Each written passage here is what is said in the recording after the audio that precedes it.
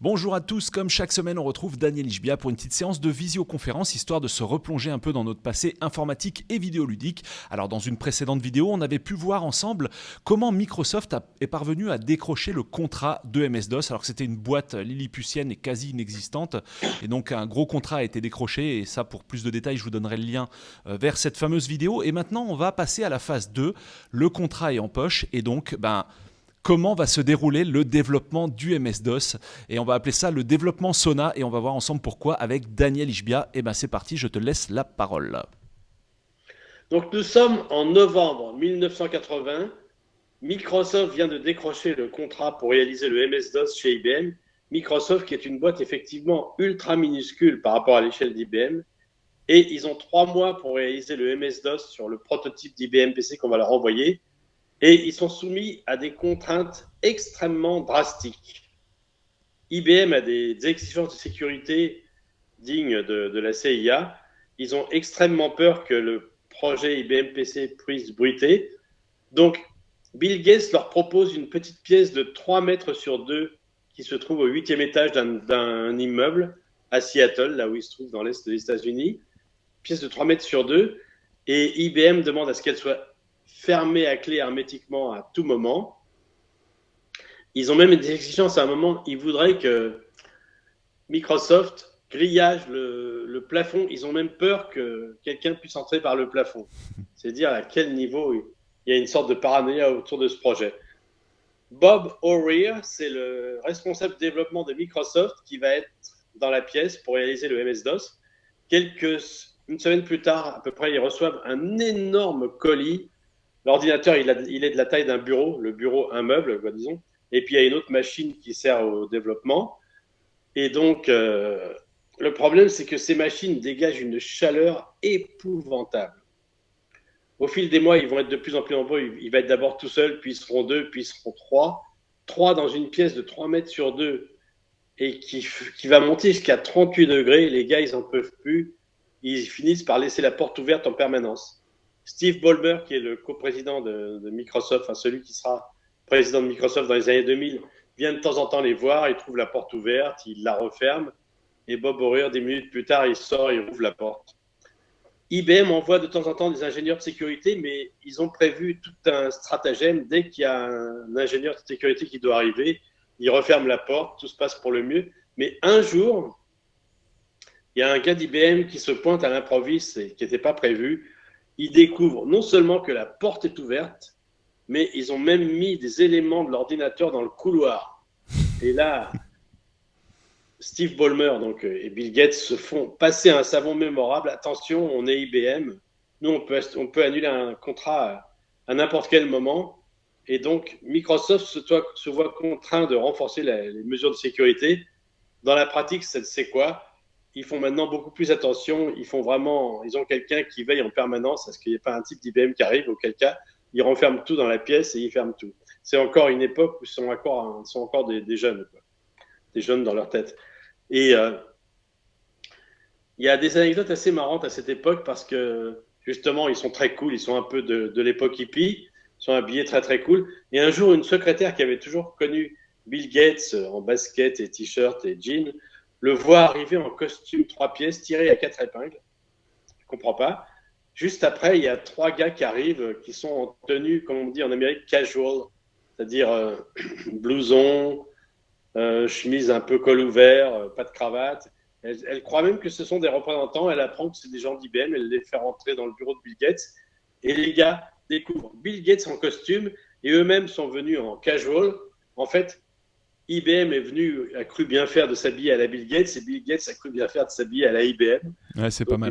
Ils éclatent de rire en voyant ça, c'est assez amusant.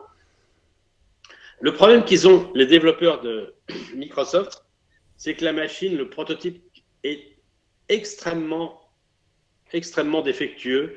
En fait, ils vont perdre 2 mois à résoudre des problèmes qui ne sont pas liés à leur programmation, mais au fait que la machine, elle est mal fichue, quoi. Et ils vont faire une lettre en janvier pour dire attention, ils vont tirer le signal d'alarme, on ne va pas pouvoir être prêt à temps parce que avec le prototype qu'on a, chaque fois qu'ils écrivent dans une certaine partie de la mémoire, tout se plante. Oui.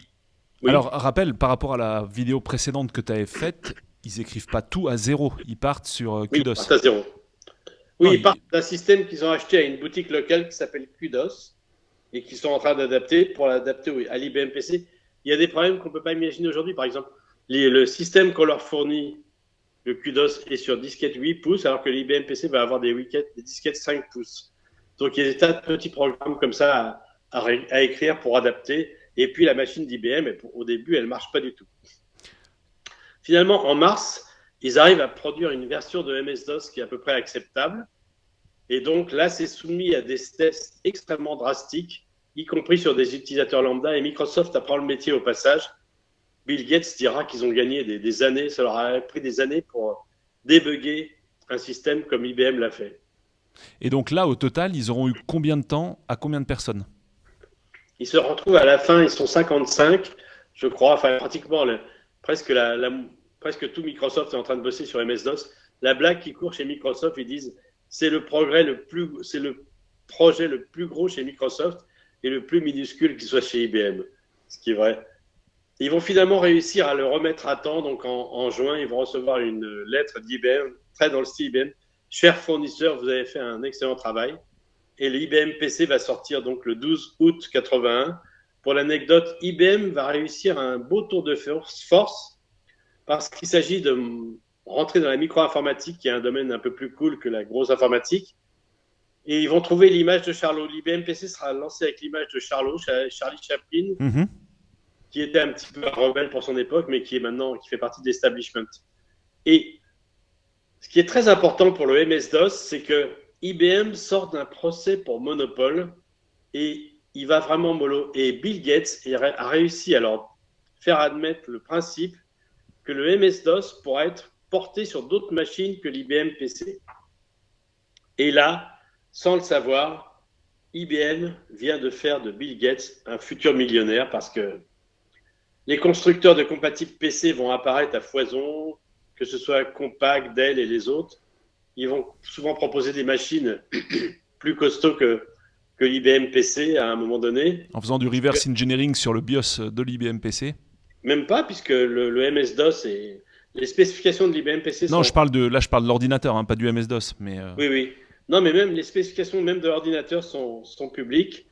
IBM laisse se développer un marché de clones. IBM, à l'époque, pense qu'on est tellement énorme, nous, IBM, qu'on pourra avoir des prix que les autres ne pourront pas avoir. Ce sur quoi ils se trompent. Mais bon, on n'en est pas encore là. Et sans le savoir, donc ils vont faire de Bill Gates un milliardaire progressivement parce que une fois que le MS-DOS il est prêt, il va se retrouver sur des millions de machines. Ça va devenir une vache à lait extraordinaire pour Microsoft. Et ce qu'ils n'avaient absolument pas prévu, c'est qu'à un moment donné, Microsoft, quand IBM va vouloir se séparer de Microsoft, Bill Gates va pouvoir jouer la carte d'avoir tous les fabricants de compatibles de son côté et de jouer Microsoft. Le rapport de force s'est complètement inversé entre-temps, quoi. C'est ça. Ce qui fait qu'en 89, même 87, lorsque IBM veut se débarrasser de Microsoft, qui ne veulent pas de Windows, Microsoft va imposer Windows quand même en le mettant sur tous les constructeurs de compatibles et IBM sera obligé de suivre Microsoft. On en est à la situation où c'est la souris qui dicte ses ordres à l'éléphant. Et c'est un petit peu ça qui s'est passé.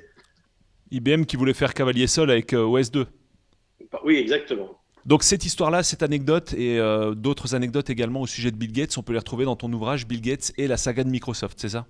Oui, c'est une histoire vraiment passionnante parce qu'on voit tous les débuts de la micro-informatique. On voit les conflits entre Bill Gates et Steve Jobs.